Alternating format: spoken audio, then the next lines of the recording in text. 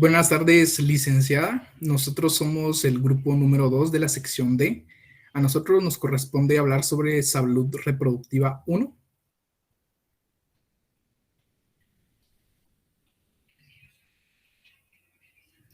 Los integrantes del grupo número 2, en esta diapositiva vemos los nombres, la clave, registro académico y correos correspondientes. Antes de ver qué es salud reproductiva, vamos a hablar de la definición de salud en general. La OMS establece que salud es un estado de perfecto bienestar físico, mental y social, y no solo la ausencia de enfermedad. Pero en el transcurso de los años hemos tenido autores que definen la salud a su propia manera.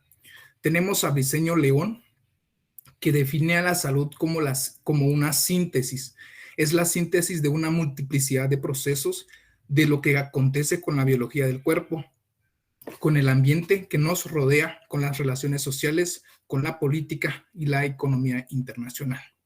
Tenemos de igual forma a Emily Durkheim. Ella define a salud como un hecho social que puede ser tratado como cosa y es externo y coercitivo al individuo. Tenemos a Alain Entralgo, que da la definición de salud constituye la proclamación de una utopía. Este autor propone que para poder decir a alguien que está sano es indispensable tener en cuenta varios criterios objetivos y uno subjetivo.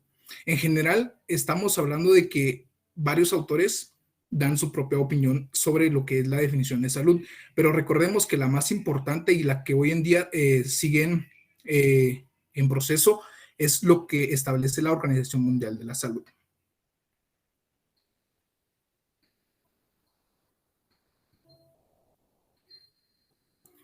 Ahora sí, hablamos de salud reproductiva. La guatemalteca licenciada Walda Barrios define como salud reproductiva el siguiente concepto. Ella dice que es las diferentes formas en que la población, particularmente la mujer, dentro del contexto de su vida y su trabajo, protege su salud para poder reproducir y regular su fertilidad, para gozar de una maternidad sin riesgos, disfrutar de una sexualidad segura y garantizar la sobrevivencia y satisfacer las necesidades básicas de sus hijos. La salud reproductiva involucra la sexualidad, la morbilidad y la mortalidad de la mujer, buscando resolver los problemas a nivel colectivo, familiar e individual desde una perspectiva biomédica y cultural. Eh, Involucra de igual forma el derecho a las personas a elegir métodos anticonceptivos tanto seguros, eficaces, asequibles y aceptables, y de tener acceso a servicios de salud apropiados que permitan los embarazos y los partos sin riesgos y den a las personas las máximas posibilidades de tener hijos sanos.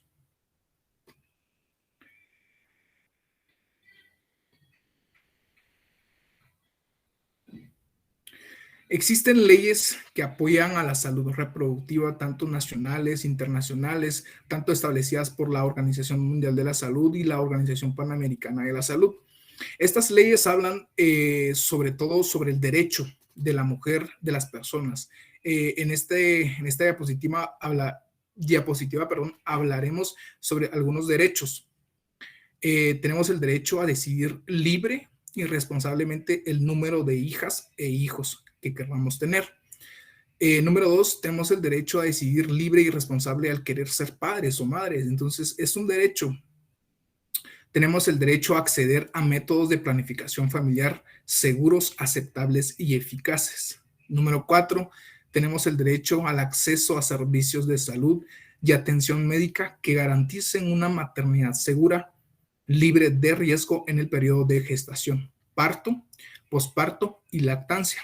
Número 5, el derecho a servicios educativos que les permita tener una autonomía reproductiva.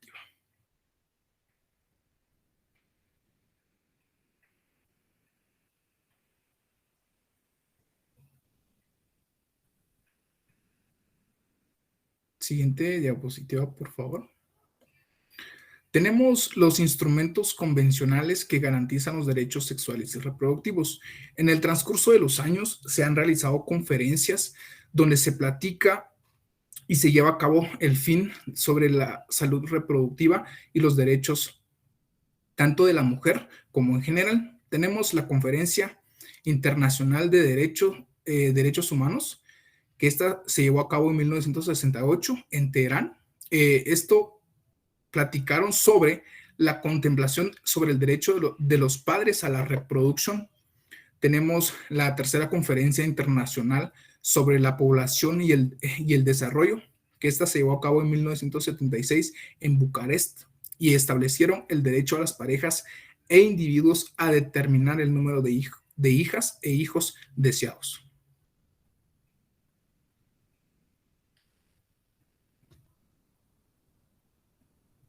Seguimos con las conferencias. En 1985 se llevó a cabo las estrategias de Nairobi para el avance de las mujeres, que garantiza a las mujeres el control de su propia fertilidad.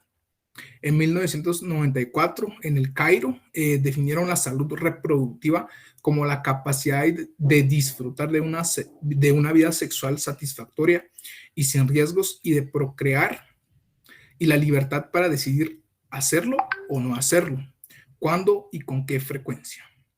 Tenemos en 1995 en Beijing la cuarta conferencia mundial sobre la mujer. Hablaron sobre la promoción y proteger los derechos de las mujeres y niñas. Asimismo, recomiendan prevenir y eliminar cualquier forma de violencia contra la mujer.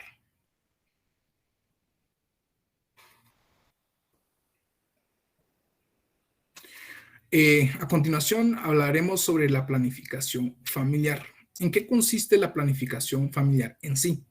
Esto consiste principalmente en una serie de prácticas que se utilizan con el objetivo de controlar la reproducción con el uso de métodos anticonceptivos durante el acto sexual. ¿Qué permite la planificación familiar? Esto permite la elección del método anticonceptivo para cada situación. ¿Cuál es el objetivo de la planificación familiar? El objetivo final de la planificación familiar es mejorar la salud materna y de los hijos en general.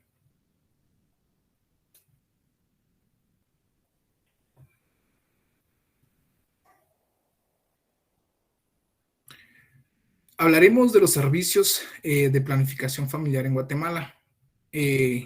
Existen diferentes sectores. El sector privado, tenemos el Ministerio de Salud Pública y Asistencia Social. Estos servicios ofrecen a la población en general que existen en Guatemala. Tenemos el Ministerio de Salud Pública y Asistencia Social. Este inició la distribución de métodos de planificación familiar desde 1997 con el apoyo de la USAID a través de la donación de métodos anticonceptivos y del apoyo técnico para el fortalecimiento institucional. Otra institución que de igual forma apoya en la planificación familiar es el Instituto Guatemalteco de Seguridad Social, el ICS. Este inició los servicios de planificación familiar desde 1994 con el apoyo técnico de la USAID. Tenemos tanto en el sector privado, estos incluyen la participación de clínicas y hospitales privados. Tenemos de igual forma la PROFAM, que hoy en día su objetivo es prestar servicios integrales de salud con calidad y equidad de género, con prioridad en la salud sexual y reproductiva, además de ofrecer servicios de planificación familiar. Entonces, estos son los servicios o las instituciones que apoyan a la planificación familiar en Guatemala.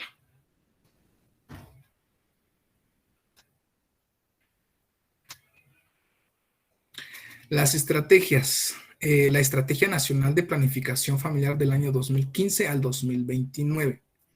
Esta se elaboró, la elaboración de la Estrategia Nacional de Planificación Familiar del 2015 al 2020 es una prioridad en la CNA para orientar el trabajo de las instituciones que integran la comisión y para integrar otros aliados como las universidades, asociaciones gremiales, el sector privado y otros.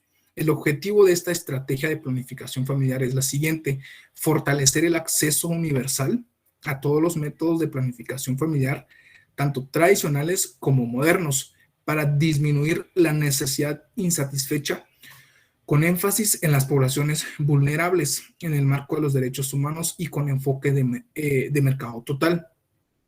Las metas de esta planificación familiar para el 2020 fue, número 1, disminuir la necesidad insatisfecha del 21 al 15%.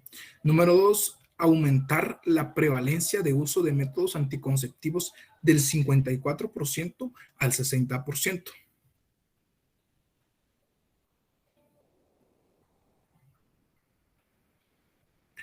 Tenemos como siguiente punto la promoción y la provisión de servicios. El objetivo general es fortalecer los servicios de planificación familiar en el Ministerio de Salud Pública y Asistencia Social, el ICS, la PROFAM y sector privado, para promover la demanda y asegurar la atención de calidad y garantizar la disponibilidad de métodos anticonceptivos para toda la población, especialmente la población más vulnerable. Número 2, implementar la educación integral en sexualidad humana a través de los establecimientos educativos y estrategias vinculadas a la educación no formal.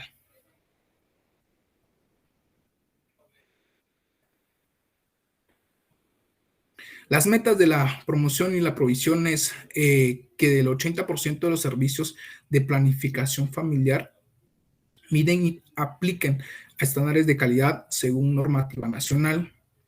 85% de las bodegas y puntos de entrega de servicios de planificación familiar estén abastecidos según las normativas institucionales, e incrementar anualmente en 7% los años protección pareja, APP, a nivel nacional, y reducir en un 50% la brecha de escuelas que actualmente no han institucionalizado la educación integral de la sexualidad humana.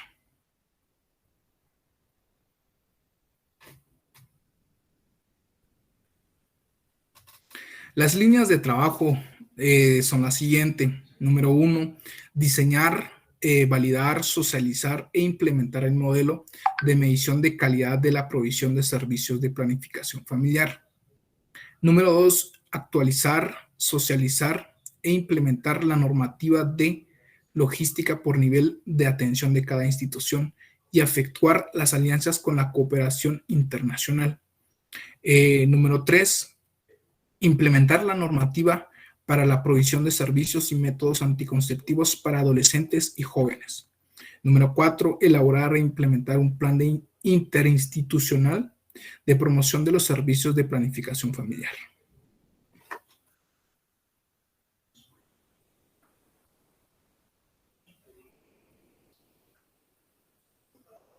Los responsables de cumplir todas estas metas, estas líneas, son las siguientes instituciones: el Ministerio Público, el Ministerio de Salud Pública, y Asistencia Social, el Instituto Guatemalteco de Seguridad Social, APROFAM y el Mineduc. Bueno, seguimos con los tratamientos de reproducción asistida, que son conocidos como fecundación artificial. Estos se usan para tratar la infertilidad y también son el conjunto de técnicas o métodos biomédicos que facilitan o pueden sustituir a los procesos naturales de fecundación. Este tratamiento se determina por un grupo de médicos ginecólogos especialistas en reproducción asistida. Ellos consideran cuál es el tratamiento más acorde a las causas que producen la esterilidad.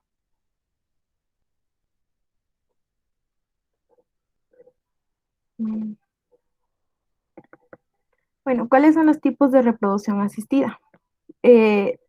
Tenemos la inseminación artificial, que esta consiste en aplicar en el interior del útero el semen mediante cánulas especiales y controlando ecográficamente También la probabilidad de este método es de un 10 a un 15%.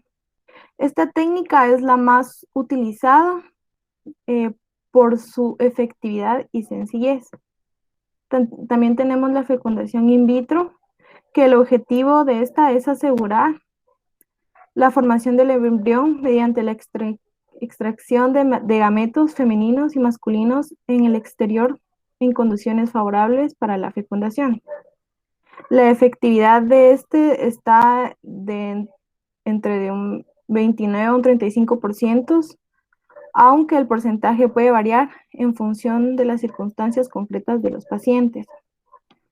También está la ovodonación, que es la donación de óvulos y es la técnica de reproducción asistida con mejores resultados en pacientes mayores de 43 años. También tenemos el método ROPA, también llamado maternidad compartida, que es una alternativa cada vez más demandada por las parejas de mujeres, ya que permiten fecundar los óvulos de una mujer de la pareja a implantar en el útero de otra. Este método tiene un éxito de 98% y acá existen, bueno, las dos mujeres son madres. Una es la madre genética, que es la que aporta el óvulo, y la otra es la madre gestante, la que lleva el embarazo. También tenemos la recepción de embriones, que consiste en transferir al útero del paciente embriones procedentes de parejas que tras haber sido sometidas a algún tratamiento de reproducción asistida. La tasa de éxito es de aproximadamente un 40% por transferencia.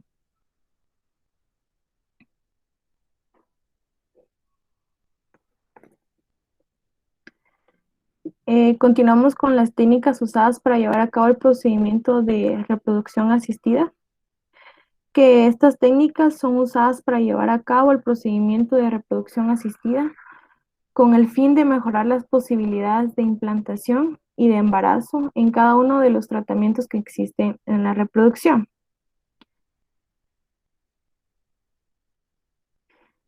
¿Cuáles son estas? Pues está el chip fértil, que se usa en pacientes con fallos previos de implantación, es decir, abortos de repetición y lenta ovulación embrionaria. También está la microinyección espermática intracitoplasmática. Esta se usa especialmente en casos de esterilidad conyugal en el origen masculino. También está el IMSI, que es la inyección intracitoplasmática de espermatozoides seleccionados morfológicamente, que esta técnica está pensada para cualquiera que vaya a ser sometida a un ciclo de fecundación in vitro con microinyección espermática, pero con especial atención en parejas con muestras de semen oligoterato astenospermicas y en aquellos pacientes con fallos previos en un FIV. También está el embrioscope, especialmente en casos que haya habido un ciclo previo no exitoso. Pero todos los tratamientos de fecundación in vitro pueden utilizarlos en incubadores.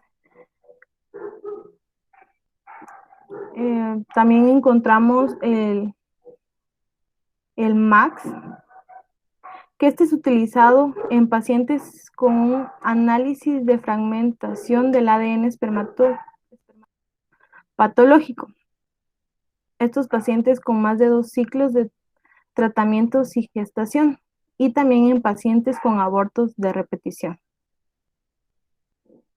Vamos a continuar con las pruebas diagnósticas, que estas es utilizados en pacientes con un análisis de fragmentación del ADN espermático patológico. en pacientes con más de 2 ciclos de tratamiento sin gestación y en pacientes con abortos de repetición. Em, ¿Cuáles son? Pues encontramos el semionograma, el test de supervivencia espermática, el FISH en espermatozoides, que es la hibridación fluorescente in vitro, y el test de receptividad endometrial.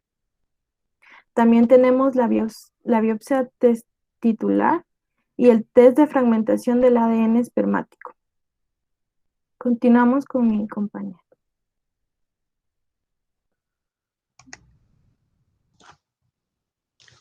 Los métodos anticonceptivos. Bueno, los métodos anticonceptivos son cualquier método usado para prevenir el embarazo. Si se tienen relaciones sexuales sin métodos anticonceptivos, existe la posibilidad de que la mujer pueda quedar embarazada.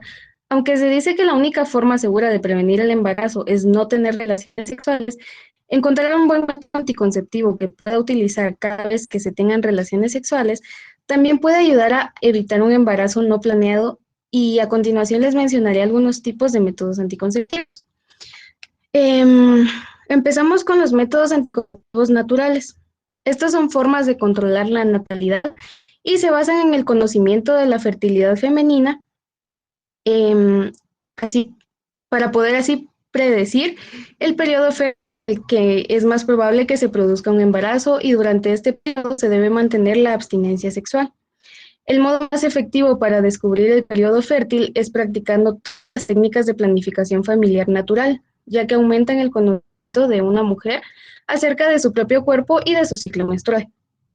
Eh, Hay métodos anticonceptivos naturales y empezamos con la abstinencia periódica. Esta es la forma más eficaz de evitar el embarazo y es el no tener relaciones sexuales, lo que se denomina como abstinencia sexual.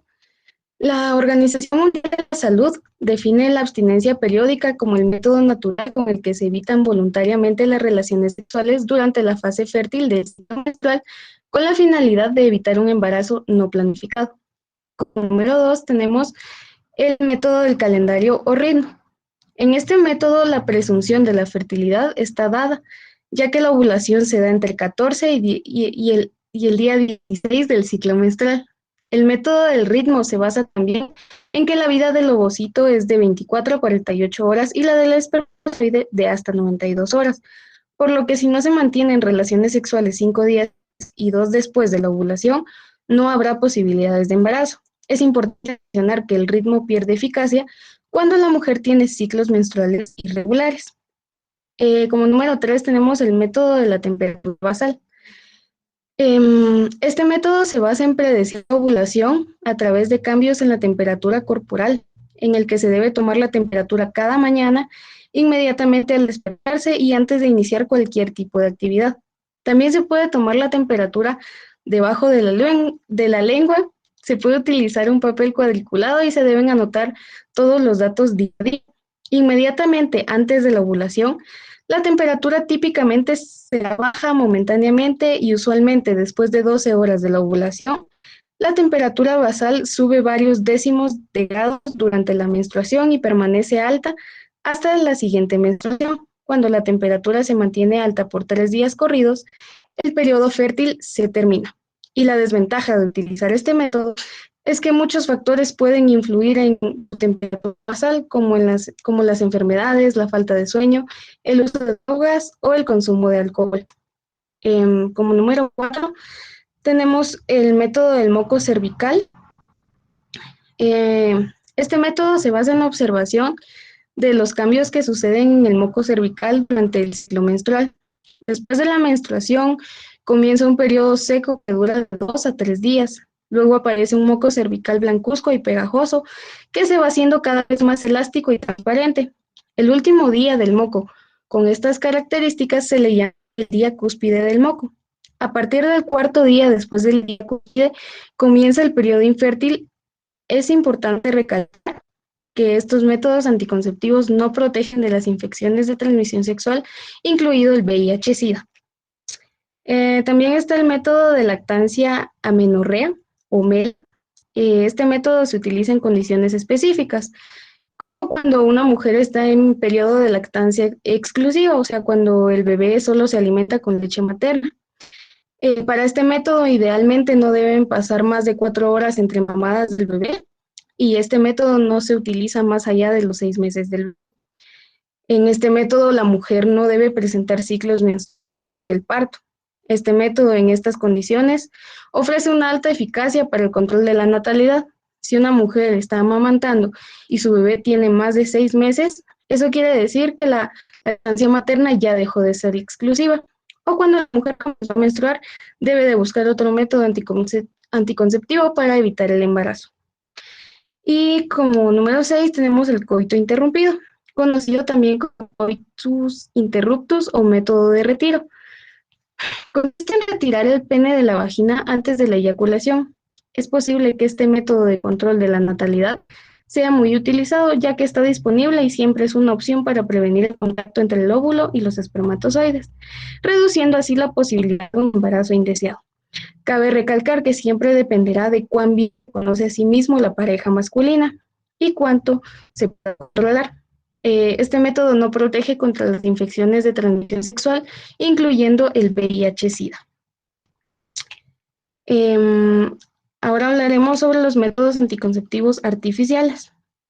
Estos métodos evitan el embarazo y la probabilidad de contraer las enfermedades de transmisión sexual. Se clasifican en métodos artificiales de barrera, hormonales y de esterilización quirúrgica, como la ligadura de trompas y la vasectomía.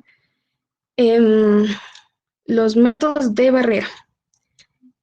Los anticonceptivos de barrera obstruyen físicamente el acceso de los espermatozoides al útero. Algunos preservativos contienen espermicidas. Estas sustancias deben usarse conjuntamente con preservativos y con otros tipos de anticonceptivos de barrera que no lo contengan. Tenemos los preservativos femeninos y masculinos, o también conocidos como condones. Los preservativos son pinas finas que recubren el pene y están hechos de látex. Son los únicos anticonceptivos que ofrecen protección frente a todas las enfermedades habituales de transmisión sexual, tanto las ocasionadas por una bacteria como la gonorrea o la sífilis, y las causadas por un virus como el virus del papiloma humano o el virus de inmunodeficiencia humana, VIH. Los preservativos fabricados con un material sintético como el poliuterano, que es para las personas que son alérgicas al látex, o la goma de silicona, brindan protección, pero son más finos y se rompen con más facilidad. Los fabricados a partir de piel de oveja no protegen de infecciones víricas como el VIH. Estos preservativos deben usarse correctamente para que sean eficaces. Y vamos a hablar sobre el preservativo masculino, que son fundas finas y elásticas que se colocan en el pene erecto antes de un contacto sexual. Como mencioné anteriormente, estos se fabrican de látex o poliuretano. En el extremo cerrado tiene un pequeño depósito destinado a recoger el semen cuando se produzca la eyaculación. Y también existe el preservativo femenino, que consiste en una bolsa con un anillo interior y el otro exterior. El anillo interior se inserta en la vagina hasta donde se pueda, mientras que el exterior permanece fuera. Entonces el pene se guía cuidadosamente dentro de la bolsa a través del anillo exterior. Si el pene se sale de la bolsa o empuja el anillo exterior hacia el interior, el preservativo se puede quitar y volver a introducir sin riesgo de embarazo, siempre y cuando no haya habido eyaculación. Y es importante mencionar que el condón femenino debe introducirse durante las 8 horas previas al acto sexual. Debe utilizarse un preservativo nuevo cada vez que se mantienen relaciones sexuales y se aconseja desecharlo si parece que está en malas condiciones. Durante el primer año de uso de los preservativos masculinos, la posibilidad de embarazo es alrededor del 2%, si el uso es perfecto, y alrededor del 18% si el uso es el incorrecto. La posibilidad de embarazo con los preservativos femeninos durante el primer año es del 5% si el uso es perfecto y del 21% si es de uso habitual. Como número 2 tenemos el diafragma. El diafragma es una copa de goma en forma de cúpula con un borde flexible. Este se inserta en la vagina y se coloca alrededor del cuello uterino. El diafragma impide que los espermatozoides entren al útero. tienen varios tamaños y deben ser recetados por un profesional de la salud que también enseñará a la mujer cómo insertarlos. Si la mujer ha ganado o perdido más de 5 kilogramos y ha usado el diafragma durante más de un año o ha tenido un aborto, debe revisarse el diafragma porque el tamaño y la forma de la vagina pueden haber cambiado.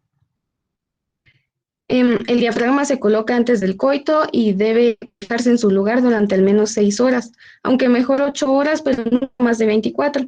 Y si se repite el coito mientras el diafragma está colocado, se añade más crema o gel de espermicida dentro de la vagina para que la protección siga siendo eficaz. Durante el primer año del uso del diafragma, el porcentaje de mujeres que se quedan embarazadas es alrededor del 6% con el uso perfecto y alrededor del 12% con el uso habitual, que es la forma en que la mayoría de personas lo usan. También tenemos el capuchón cervical. El capuchón cervical es una copa de silicona en forma de sombrero que se inserta en la vagina y se coloca sobre el cuello uterino. Este impide que los espermatozoides entren al útero. Los capuchones se parecen a los diafragmas, pero son más pequeños y más rígidos. Para este hay que aplicar siempre una crema o gel espermicida junto con el capuchón, al igual que con el diafragma. El capuchón se inserta antes del coito y se deja en su lugar al menos durante 6 horas después del coito y durante 48 horas como máximo. Hay un cordón unido al capuchón cervical para facilitar su extracción. El capuchón cervical se puede lavar y reutilizar durante un año y el índice de embarazo, si el uso es habitual, es de aproximadamente 8% en las mujeres que no han tenido bebés. Sin embargo, en las mujeres que han tenido hijos tienen más probabilidades de quedar embarazadas, ya que el parto cambia el cuello del útero, lo que dificulta que el capuchón se ajuste de forma adecuada. También tenemos la esponja anticonceptiva. La esponja anticonceptiva consiste en una esponja de poliuretano redonda con forma de almohada, aproximadamente 4 centímetros de diámetro. Esta se humedece en agua, dobla y se inserta en la parte más profunda de la vagina, donde se bloquea la entrada de los espermatozoides al útero. También está impregnada de espermicida. Se pueden adquirir sin receta médica y no es necesario que la ajuste un profesional de la salud. Este se puede insertar en la vagina hasta 24 horas antes del acto sexual y proporciona protección durante todo el tiempo, independientemente de la frecuencia con que se repita el coito. Debe dejarse en su lugar durante al menos 6 horas después del último coito, pero no más de 30 horas. Esta esponja es menos eficaz que el diafragma. Los índices de cuando el uso es habitual son del 12% si no se ha tenido hijos y del 24% si se tienen hijos. Y los espermicidas. Los espermicidas son separaciones que destruyen los espermatozoides por contacto. Están disponibles en forma de espuma, cremas, geles o gelatinas y supositorios vaginales. Estos se aplican en la vagina antes del coito. Estos anticonceptivos proporcionan una barrera química a los espermatozoides, ya que los atrapan y los dañan. Por lo tanto, evitan que los espermatozoides fertilicen un óvulo. Ninguno de los distintos tipos es más eficaz que otro. Cerca del 19% de las mujeres que utilizan los espermicidas siguiendo las instrucciones, se quedan embarazadas durante el primer año de su uso. La eficacia de los espermicidas es limitada, por tanto, son más eficaces cuando se usan en combinación con otro anticonceptivo de barrera, como un preservativo o un diafragma. Ahora seguimos con los métodos anticonceptivos hormonales. Los métodos anticonceptivos hormonales son el método más eficaz de control de fertilidad y para evitar el embarazo. Los efectos de los métodos anticonceptivos hormonales son totalmente reversibles una vez detenido el tratamiento. La función principal de estos métodos es el control de la fertilidad, pero a veces también se usan como anticonceptivos hormonales para tratar los periodos menstruales abundantes y la endometriosis, así como para aliviar los síntomas premenstruales severos, y los anticonceptivos hormonales no protegen contra las enfermedades de transmisión sexual. Estos anticonceptivos contienen varias versiones artificiales de las hormonas. Estas mimetizan el efecto del estrógeno y la progesterona en el organismo. Cuando los métodos anticonceptivos hormonales se toman adecuadamente, interfieren con el ciclo menstrual regular y evitan el embarazo. Los anticonceptivos hormonales actúan de tres maneras. La primera es impidiendo que los ovarios liberen al óvulo. La segunda es espesando la mucosidad en el cuello uterino, lo que dificulta más a los espermatozoides entrar al útero y fertilizar el óvulo.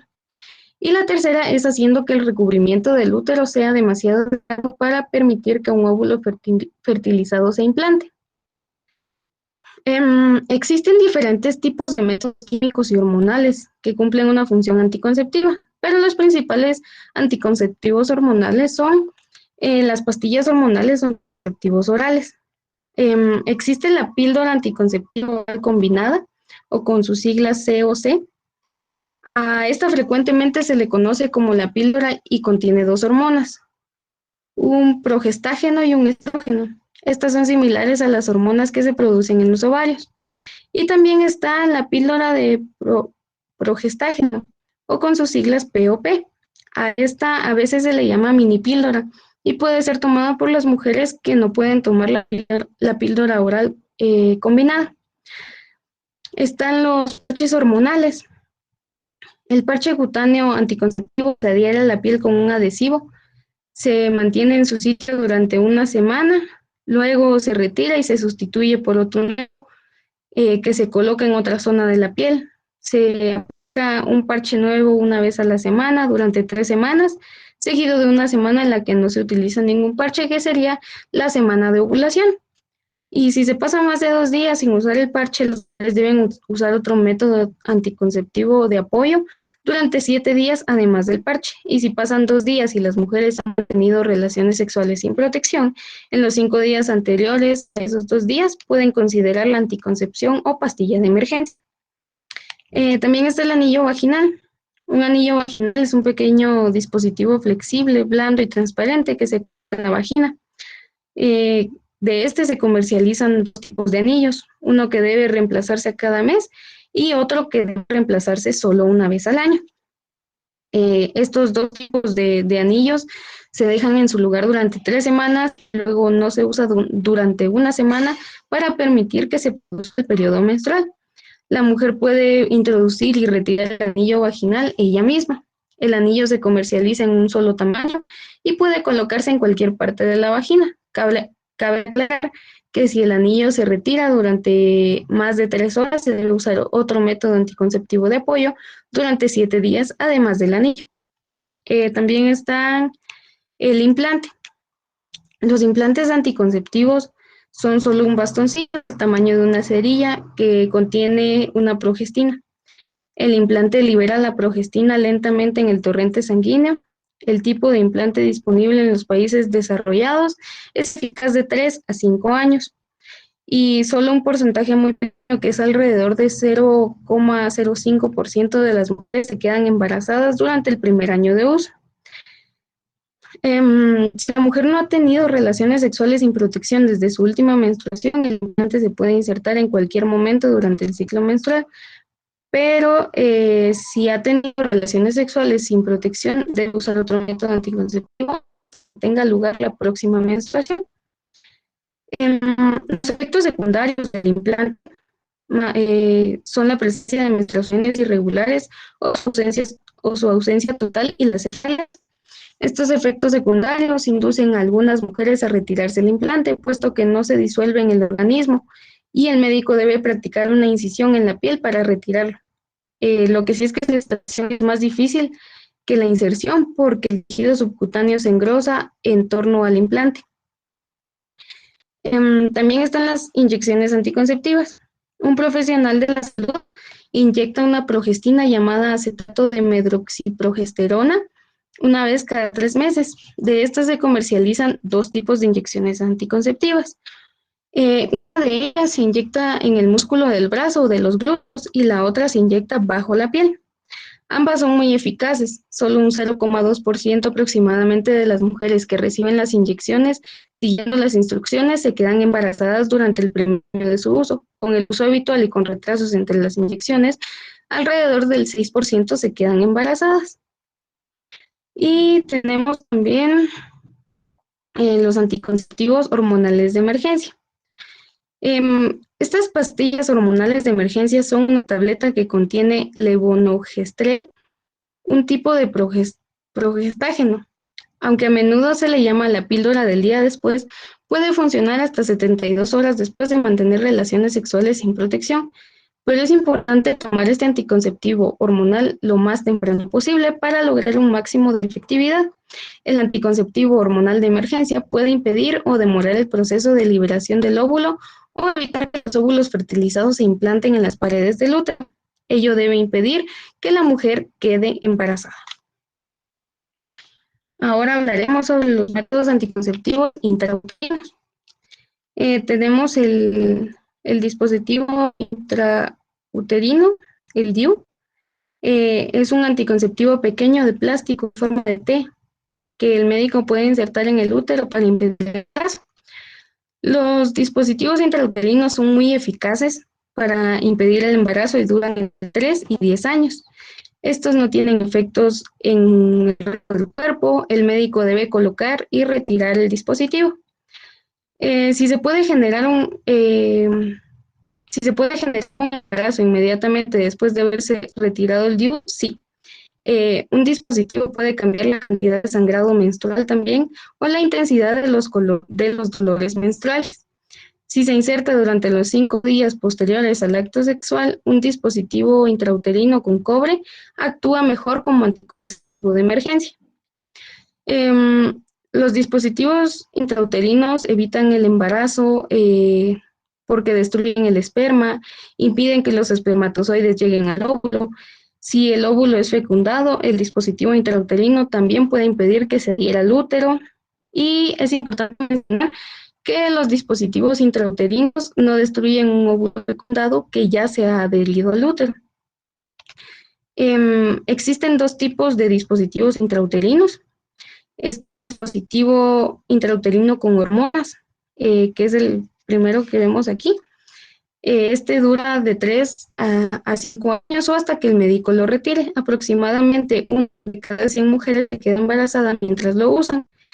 Este libera una hormona llamada progesterona y puede causar que no sangre o sangre solo un poco durante el periodo menstrual. También tenemos el DIU que contiene cobre, que es la segunda fotografía que vemos aquí. Este tiene un alambre de cobre enrollado en el dispositivo en lugar de hormonas. Pues claramente este no libera hormonas, puede ser utilizado como anticonceptivo de emergencia después de mantener relaciones sexuales sin protección. Dura 10 años hasta que el médico lo retire y aproximadamente 2 de cada 100 mujeres se quedan embarazadas mientras lo usan. Puede causar más sangrado y dolores menstruales durante el periodo menstrual. Y ya por último, hablaremos sobre los métodos anticonceptivos permanentes. Estos métodos solo deben utilizarse únicamente como último recurso, porque su prevención, aunque sea posible en algunas situaciones, es difícil de ser ejecutada con éxito. La esterilización solamente debe ser realizada en personas mayores, que ya han tenido todos los hijos que quieren tener. En la gente joven, aunque ya tenga 3 o 4 hijos, lo ideal es elegir un método anticonceptivo prolongado, pues la vida da muchas vueltas y lo que es cierto que lo que se decide a los 25 se convierte en arrepentimiento a los 35. Y como primer método tenemos la vasectomía. La vasectomía es un procedimiento quirúrgico que resulta de la esterilización permanente del hombre al impedir la liberación de espermatozoides en el líquido eyaculado. Es la forma más eficaz de contracepción masculina. La vasectomía es un procedimiento quirúrgico simple que no necesita realizarse en un centro quirúrgico. El urólogo médico indicado para esta cirugía hace una anestesia local en la piel del escroto y con un pequeño corte se puede llegar al conducto deferente, canal que lleva los espermatozoides. Desde allí, este se debe cortar y después suturar cada uno de los extremos. La cirugía dura de unos 15 a 20 minutos e interrumpe definitivamente la salida de los espermatozoides en el esperma eyaculado. Y también tenemos la esterilización tubárica. La esterilización tubárica, también llamada ligadura de trompas, es un procedimiento de esterilización que tiene como objetivo evitar que la mujer pueda quedar embarazada. Además de la vasectomía en el hombre, la ligadura de trompas es un procedimiento definitivo anticonceptivo en las mujeres. La esterilización tubárica funciona como método anticonceptivo definitivo porque es un procedimiento que causa interrupción en el trayecto de ambas trompas, impidiendo que los espermatozoides lleguen al óvulo liberado por cualquiera de los ovarios. Y le dejo el tiempo, compañero. Continuando, vamos a hablar sobre la alimentación sana de la madre en estado de gestación. Durante la gestación, además de las necesidades calóricas, también se aumenta la demanda en el organismo de ciertos componentes, sobre todo de todas vitaminas y minerales. En el primer trimestre de gestación no es preciso consumir calorías adicionales, pero sí vigilar el orden de tomas y de nutrientes para asegurar reservas y prevenir complicaciones. Vamos a hablar sobre los macronutrientes. Durante el embarazo no hay que seguir una dieta especial. Lo importante es tener una alimentación variada y equilibrada, como lo es la dieta mediterránea, que se caracteriza por grasas, una cantidad moderada de grasa insaturada, en proteínas, un aporte no excesivo de alimentos proteicos, y los hidratos de carbono, una base de alimentos de origen vegetal. En los hidratos de carbono, su principal fuente es la energía, deben de ser la base de la alimentación, aporta fibra, ayuda a prevenir problemas digestivos. En los grupos de alimentos con cereales y derivados es importante adecuar las cantidades. El alimento como lo que es pan, cereales y sus derivados, 3 a 4 tomos diarios. Los integrales, mínimo un tomo diario. Las pastas, 1 o 2 comidas o cenas por semana. Lo que es el arroz, 1 o 2 comidas o cenas también por semana. La patata, 1 o 2 comidas o cenas por semana. Las verduras y hortalizas, su aporte energético es muy bajo y contiene mucha fibra que mejora el estreñimiento. Las verduras contienen potasio para mejorar la retención de líquidos, vitamina C y ácido fólico. En las frutas contiene hidrato de carbono en forma de fructosa y fibra soluble, pero son especialmente importantes por su alto contenido de potasio, vitamina C y agua, que nos ayudan a prevenir la preeclampsia. Se recomienda tomar como mínimo 3 piezas al día distribuidas en diferentes tomas. Los lácteos aportan los 3 nutrientes, aportan vitaminas como la B1, B2, la B12, A y ácido fólico. En las proteínas necesarias para crear tejidos nuevos.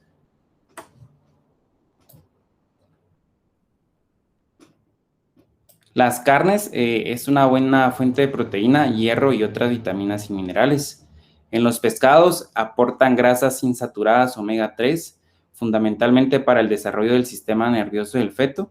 En los huevos su proteína es mayor, su mayor valor biológico. En la yema hay gran aporte de vitaminas del grupo B, A y D y E. Sin embargo, por su aporte de colesterol directo, no se recomienda más de 4 huevos por semana.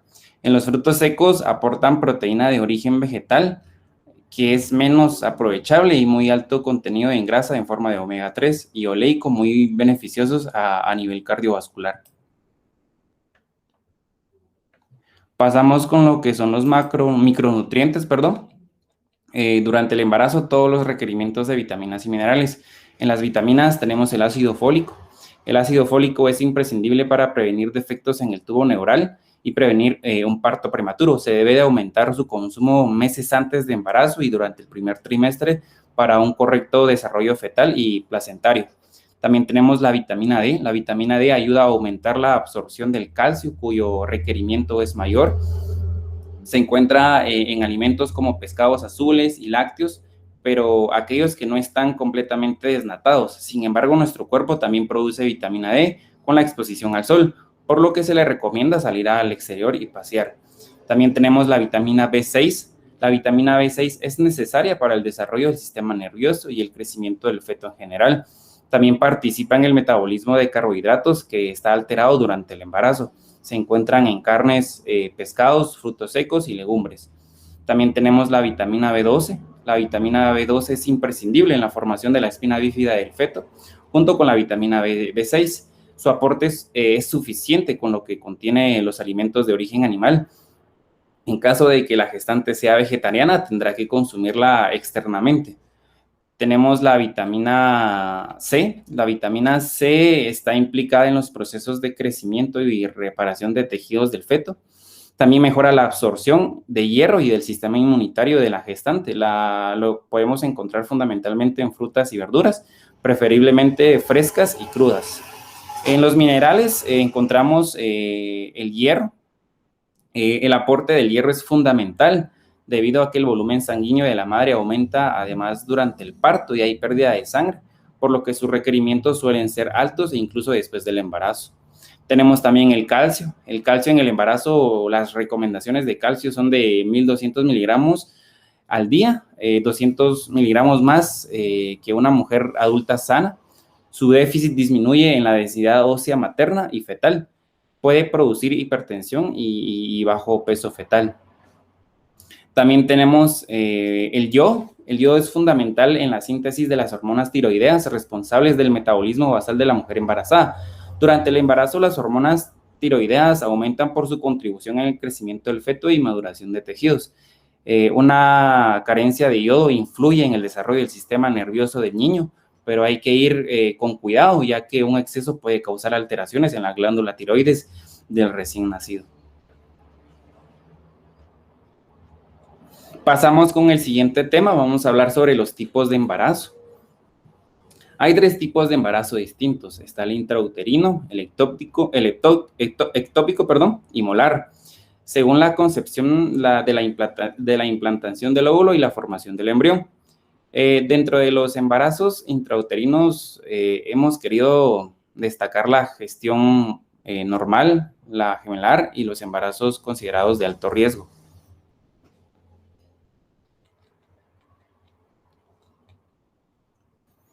El embarazo intrauterino, la gestión normal. Por supuesto, este es el embarazo más frecuente. El embarazo intrauterino es el que conocemos como embarazo normal. El embrión, una vez que el óvulo y el espermatozoide se unen con las trompas de falopio, crecerá en el útero, donde una vez implantado con éxito, podrá desarrollarse con normalidad y sin complicaciones. El embarazo intrauterino se divide en 3 trimestres. La primera es desde la concepción hasta la semana 12, la segunda es desde la semana 13 hasta la semana 20, y por último tenemos la receta final, que es de la semana 29 hasta el nacimiento. El bebé se alimenta gracias a la placenta y a través del cordón umbilical, y si todo va bien, podrá nacer a las 40 semanas aproximadamente desde el día de la concepción. En el embarazo intrauterino, el cuerpo de la mujer se presentan muchos cambios físicos y hormonales. Todos esos cambios de la madre y feto indican el desarrollo y preparación para el parto. ¿Cuáles son los síntomas principales de un embarazo intrauterino? Lo normal es comenzar de los síntomas de un embarazo intrauterino a partir de la 3ª semana después de que el óvulo haya sido fecundado. Aunque hay que decir que no todas las mujeres pueden llegar a experimentar los mismos síntomas. Uno de los síntomas que suelen tener con más normalidad en caso de tener un embarazo intrauterino es el dolor abdominal, el cual produce sensación de tener inflamación en la parte baja del abdomen. El aumento de tamaño y el dolor de las mamas también es algo bastante común que se puede llegar a aparecer en las primeras semanas de gestación, y es debido principalmente a los cambios hormonales y a los que están expuestos la mujer cuando inicia el embarazo, pero es algo muy común y no hay que asustarse por ello.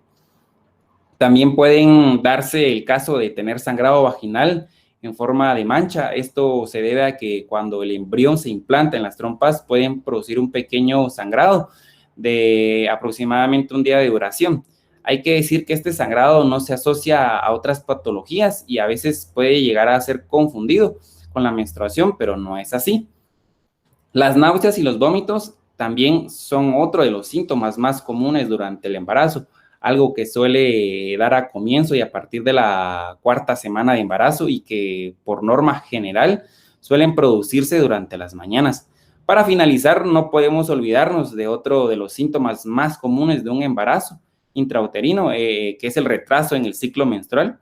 Es una de las señas más claras del embarazo con la que muchas mujeres se dan cuenta en un principio que pueden estar embarazadas.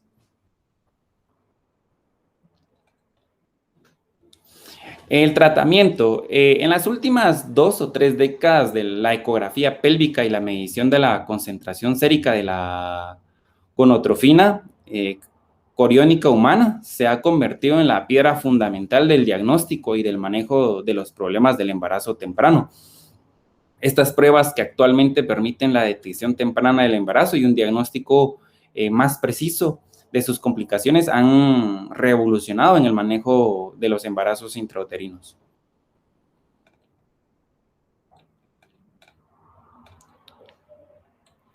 Pasamos a lo que es el embarazo intrauterino, pero de alto riesgo. En los embarazos de alto riesgo existe una mayor probabilidad de que se presenten problemas de salud antes o después del parto, o en el transcurso para ella y su bebé. Se producen por complicaciones bien de salud materna o bien del crecimiento y desarrollo del feto, por lo que es muy importante llevar un control médico adecuado y especialmente durante todo el embarazo.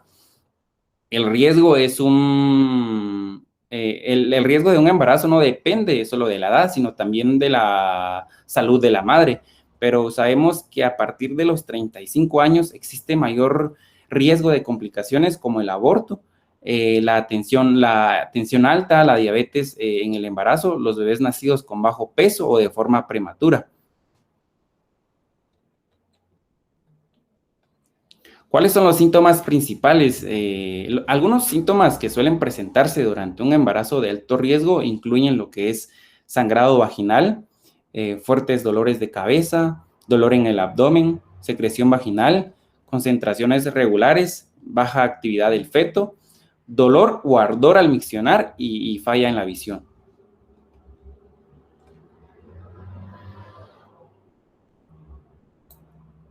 La prevención, dependiendo de las circunstancias, el médico podrá recomendar una ecografía especializada con diana específica, un análisis para detección de ADN fetal libre, un análisis genético invasivo, una ecografía de longitud del cuello del útero, un análisis de laboratorio y por último un perfil biofísico.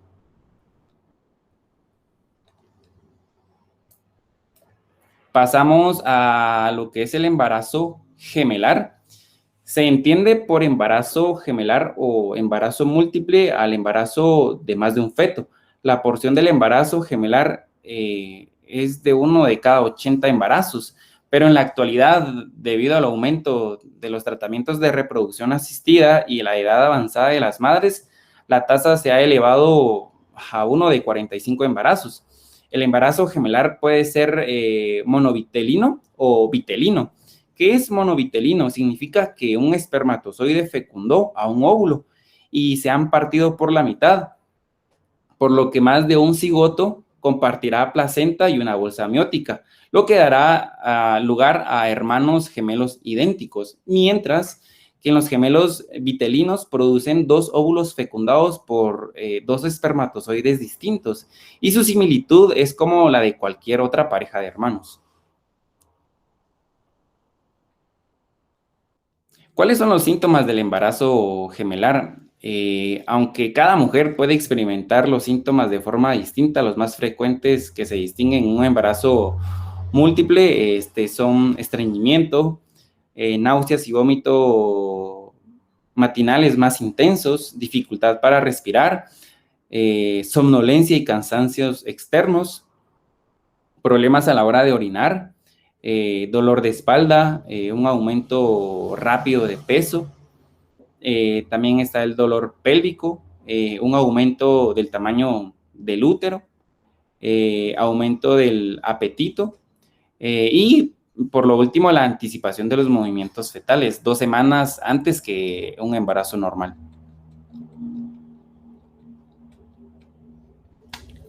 ¿Cuál es el tratamiento para el embarazo gemelar? En el tratamiento se basa en un seguimiento más controlado, ya que es un tipo de embarazo que conlleva más riesgo que el normal.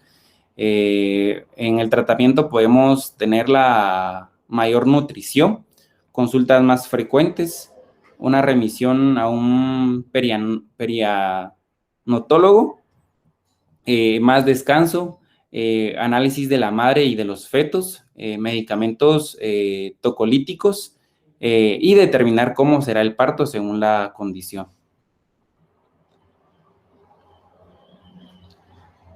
Pasamos al embarazo ectópico o extrauterino. La incidencia de un embarazo ectópico es de 1 de cada 200 gestaciones. Un embarazo ectópico se define cuando el ovocito fertilizado se implanta fuera de la cavidad endometrial. Suele implantarse en las mismas trompas de falopio o bien en un ovario, en la zona del cérvix o del cuello uterino. En muchas ocasiones el embarazo ectópico puede diagnosticarse antes de ser sintomático y plantearse una estrategia terapéutica definitiva en pocas complicaciones. Las mujeres han tenido un embarazo ectópico no significa que puedan cumplir su sueño de ser madres. Podrán quedar embarazadas de nuevo mediante un embarazo intrauterino. Lo más importante es recibir asesoramiento médico especializado en clínicas preparadas para prevenir cualquier complicación y conseguir un diagnóstico precoz del embarazo. ¿Cuáles son los síntomas? Los síntomas de un embarazo ectópico pueden incluir sangrado vaginal anormal, cólico leve en un lado de la pelvis, ausencia de periodos, dolor en la parte inferior del abdomen o en la zona de la pelvis.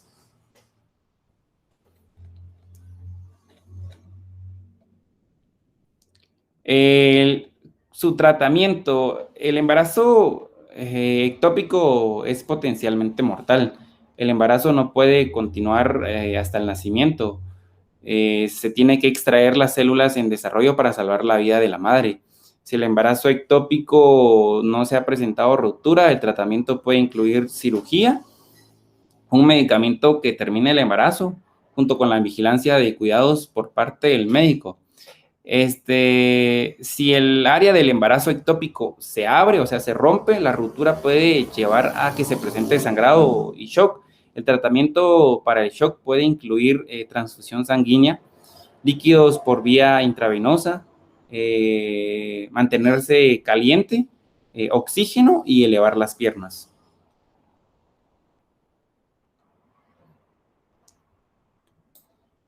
Pasamos a lo que es la prevención. ¿Cuál es la prevención? Es probable que la mayoría de las formas de embarazos ectópicos que ocurren por fuera de las trompas de falopio no sean prevenibles.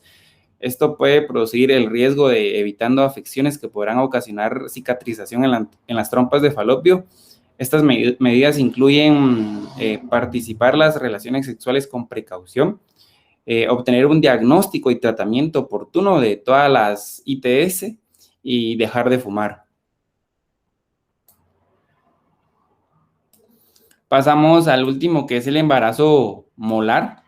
A pesar de su extraordinaria rareza, es uno de los tipos de embarazo más peligrosos. El embarazo molar es conocido como molaidatiforme. Es una complicación poco frecuente que se produce cuando el óvulo es fecundado de forma incorrecta y la placenta crece en forma desmesurada, formando varios quistes. En realidad se trata de un tumor originado en la placenta. Existen 2 tipos de embarazo molar. Está el molar completo y está el embarazo molar parcial.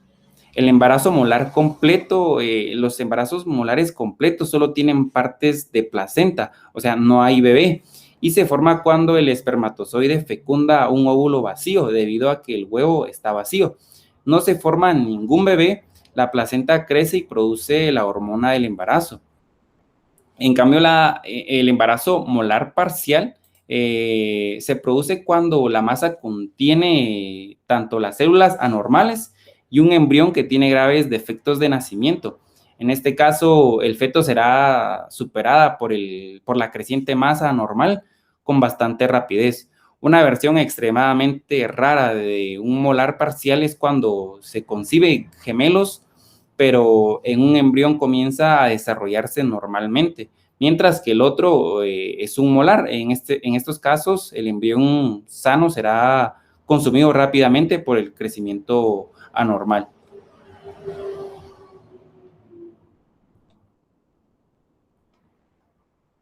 ¿Cuáles son los síntomas? Los síntomas son mancha o sangrado vaginal, náuseas y vómitos, el desarrollo de complicaciones raras de la enfermedad de la tiroides, la preeclampsia temprana, un aumento de los niveles de HCG, ningún movimiento fetal o tono del corazón detectado.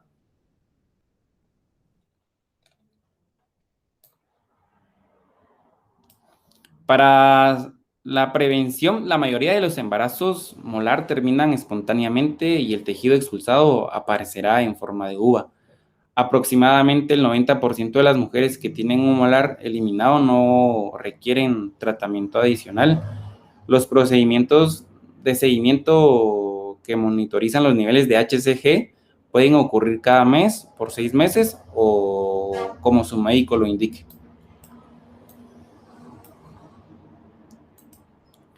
Pasamos al siguiente tema, que es el crecimiento fetal hasta la 16ª semana. Comenzamos con la semana 1 y 2.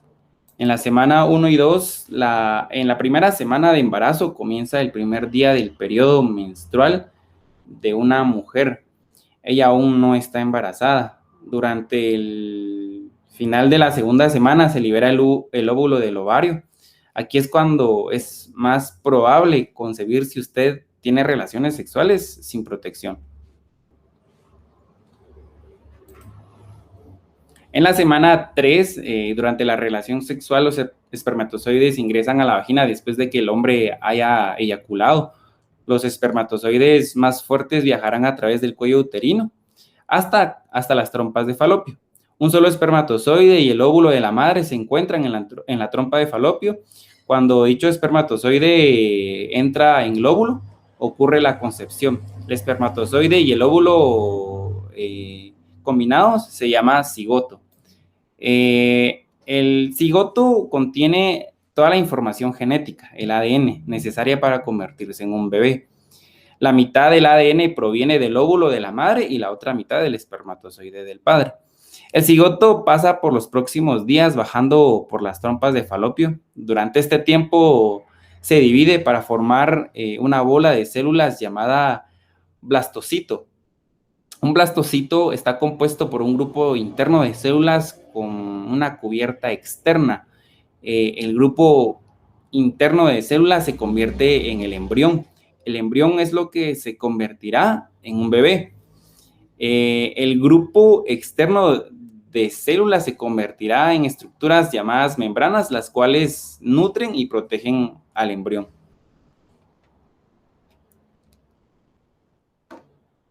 En la semana 4, una vez el blastocito llega al útero, se incrusta en la pared uterina. En ese momento, el ciclo menstrual de la madre, el revestimiento del útero es grueso, con sangre y se estará para brindarle soporte al bebé. El blastocito se adhiere firmemente a la pared del útero y recibe nutrición de la sangre de la madre. En la semana 5, en la semana 5 es el comienzo del periodo embrionario, es decir, cuando se desarrollan todos los principales sistemas y estructuras del bebé. Las células del embrión se multiplican y comienzan a asumir funciones específicas. Esto se llama diferenciación. Se desarrollan todas las células sanguíneas, las nefronas y las neuronas. El embrión crece rápidamente y los rasgos extremos del bebé empiezan a formarse. El cerebro de la médula espinal y el corazón del bebé empiezan a desarrollarse. El tracto gastrointestinal del bebé comienza a formarse. Es durante este tiempo, en el primer trimestre, que el bebé tiene mayor riesgo de daños a raíz de factores que pueden causar anomalías congénitas. Esto incluye ciertas mediciones, consumo de drogas ilícitas, consumo de exceso de alcohol, infecciones como la rubiola y otros factores. En la semana 6 y 7, las yemas y brotes de brazos y piernas comienzan a crecer. El cerebro del bebé se transforma en 5 áreas diferentes. Algunos nervios craneales son visibles, los ojos y los oídos comienzan a formarse. Se forman tejido que se ha de convertir en la columna y otros huesos. El corazón del bebé continúa desarrollándose y ahora late con un ritmo regular. Esto se puede ver con un ultrasonido vaginal. La sangre bombea a través de los vasos mayores. En la semana 8, los brazos y las piernas del bebé se han alargado. Las manos y los pies comienzan a formarse y lucen como pequeños remos. El cerebro del bebé continúa formándose. Los pulmones comienzan a formarse.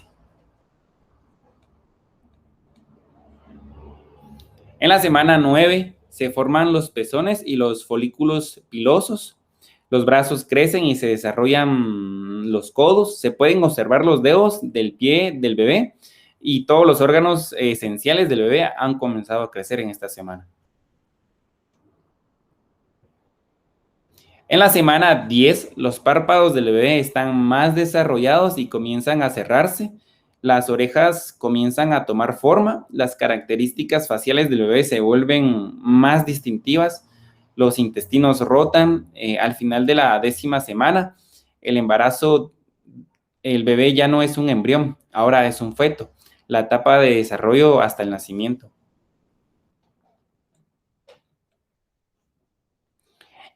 Y de la semana 11 a la semana 14, los párpados del bebé se cierran y ya no se volverán a abrirse hasta más o menos la semana 28. La cara del bebé ya está bien formada, las extremidades son largas y delgadas, aparecen las uñas de los dedos, de las manos y de los pies, aparecen los genitales, el hígado del bebé está produciendo glóbulos rojos, la cabeza es muy grande, aproximadamente la mitad del tamaño del bebé. Ahora el pequeño puede formar un puño, aparecerán brotes dentarios para los dientes del bebé. Y en la semana 15 y 16, en esta etapa, la piel del bebé casi está transparente. Un pelo fino llamado lanugo se desarrolla en la cabeza del bebé.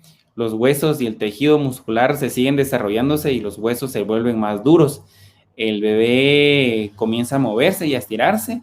El hígado y el páncreas produce secreciones. Ahora el bebé hace movimientos de succión.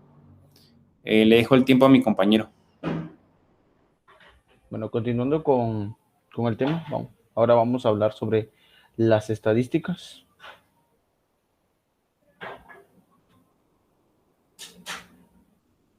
Existe que en el 2013, en Quetzaltenango, nacieron 4.092 nacimientos y una tasa bruta de natalidad de 26.8.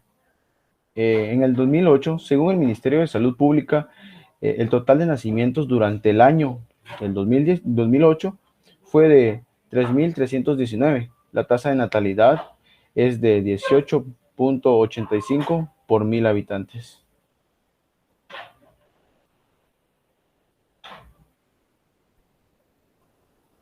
Las estadísticas de muertes fetales en el municipio de Quetzaltenango. En el 2015, las defunciones fetales por mes de ocurrencia, según el Departamento de Residencia, en ese mismo año 2015, en Quetzaltenango se registraron 201 muertes fetales. Estadística de mortalidad infantil en el municipio de Quetzaltenango. La tasa de mortalidad infantil, como se puede observar en esta gráfica, ha descendido al igual que la mortalidad neonatal. Así se puede ver que en 1996 se tenía una tasa de 55.33 por 1.000 nacidos vivos. 10 años después, o sea, en el 2006, se tiene una tasa de 21.88 por 1.000 nacidos vivos. y 2 años después, en el 2008, se tiene una tasa de 12.27 por 1000 nacidos vivos. Acá podemos observar que la tasa de mortalidad infantil en el departamento de Quetzaltenango por municipio, podemos ver que en color verde más fuerte está por arriba de 18.26 por mil nacidos vivos.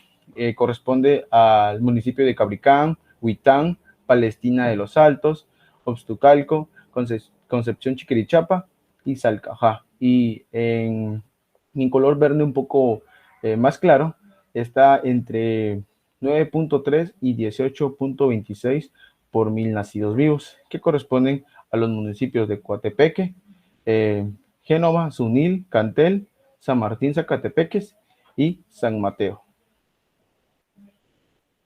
Y debajo de 9.13 por 1000 nacidos vivos corresponden a los demás municipios.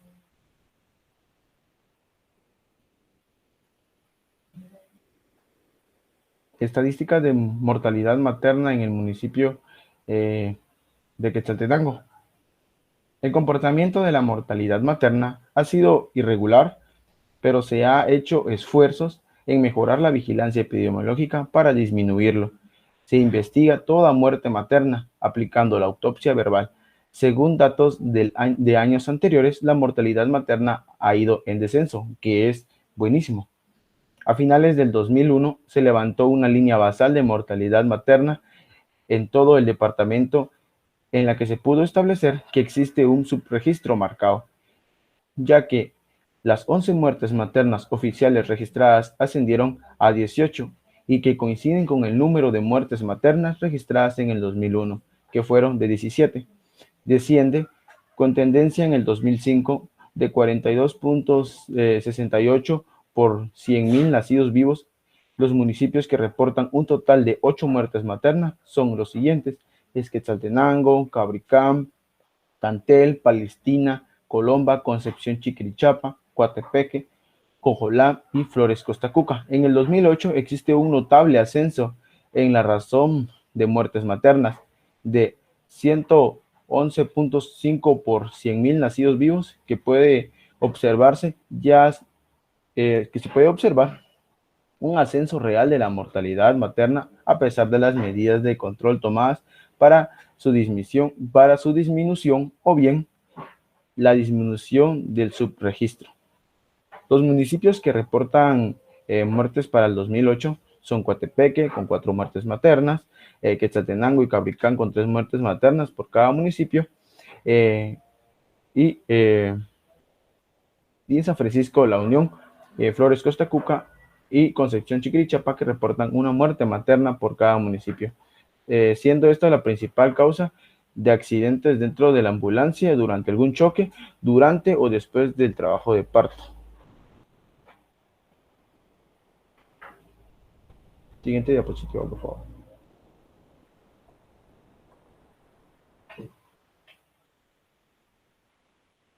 Estadísticas de natalidad general en el departamento de Quetzaltenango.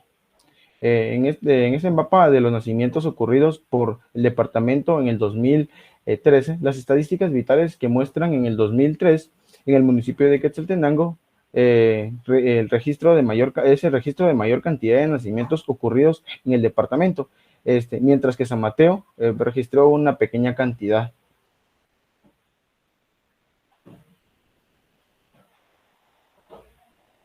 Las estadísticas de muertes fetales en el departamento de Quetzaltenango. Las defunciones fetales del 2002 hasta el 2012. Como se muestra en esta gráfica, en la serie histórica de defunciones fetales registradas en los últimos 11 años, un descenso del 43% en el 2019 respecto al 2002 y 4.4% más en el 2010 respecto al 2009. Se observa que en el 2012 se registra el menor número de defunciones fetales, que corresponde a las 3.157, o sea, un 3.3% menos que los registros en el 2011 y un 44% menos que los registros en el 2010. 12.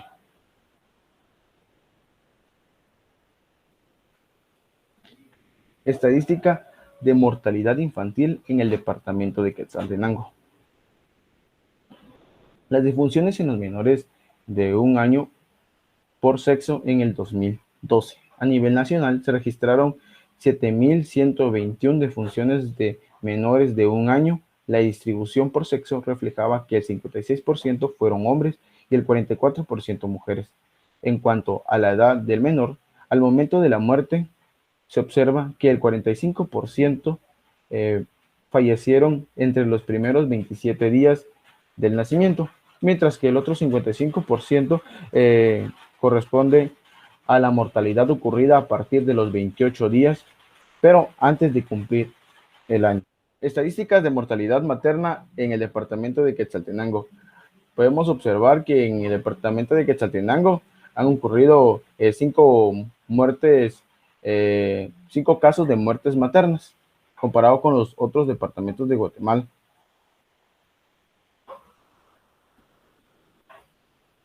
Las estadísticas de mortalidad materna en el departamento de Quetzaltenango, pues fueron 6 casos y los acumulados fueron de 71.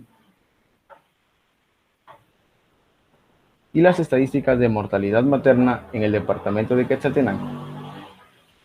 6 áreas de salud concentran un 56%. Muertes maternas para el año del 2019. Lamentablemente, el mayor número de casos persiste en Huehuetenango, Alta Verapaz, Santa Rosa, Quiché, San Marcos y Quetzaltenango, de todas ellas. La mayor parte se ubican en el occidente del país.